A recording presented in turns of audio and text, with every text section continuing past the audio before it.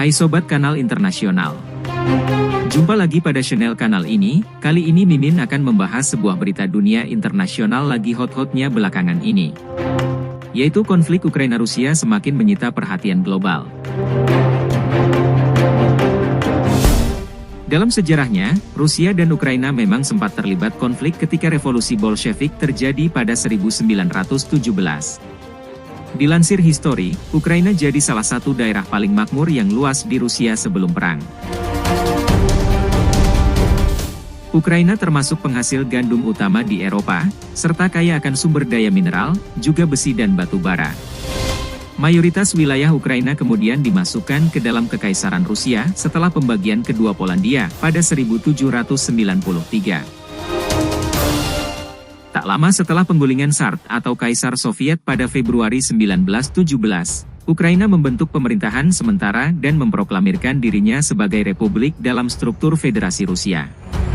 Setelah Vladimir Lenin naik ke tampuk kekuasaan bulan November, Ukraina mendeklarasikan kemerdekaan penuhnya pada Januari 1918. Namun, pemerintahan Ukraina yang dibentuk setelah pemisahan diri, mengalami kesulitan serius.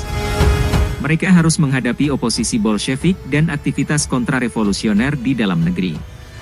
Melihat Ukraina sebagai sumber makanan yang ideal dan sangat dibutuhkan bagi orang-orang yang dilanda kelaparan, Jerman dan Austria membawa pasukan untuk menjaga ketertiban. Jerman dan Austria juga memaksa pasukan Rusia yang menduduki negara itu untuk pergi berdasarkan ketentuan perjanjian. Tapi, kekalahan Blok Sentral dan penandatanganan gencatan senjata pada November 1918 memaksa Jerman dan Austria menarik diri dari Ukraina. Pada saat yang sama, dengan jatuhnya Kekaisaran Austro-Hongaria, Republik Ukraina Barat yang merdeka diproklamasikan di kota Lviv di Galicia.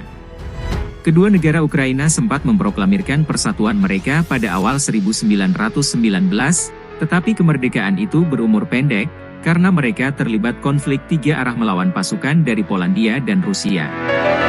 Pemerintah Ukraina secara singkat bersekutu dengan Polandia, tetapi tidak dapat menahan serangan Soviet.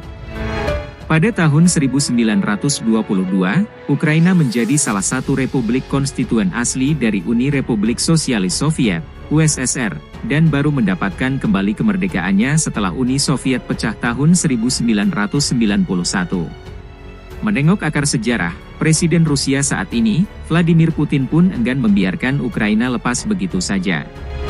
Putin menyebut Ukraina sebagai jantung bersejarah orang Slavia dan memperingatkan Barat untuk tidak mencoba mengubahnya untuk melawan Rusia.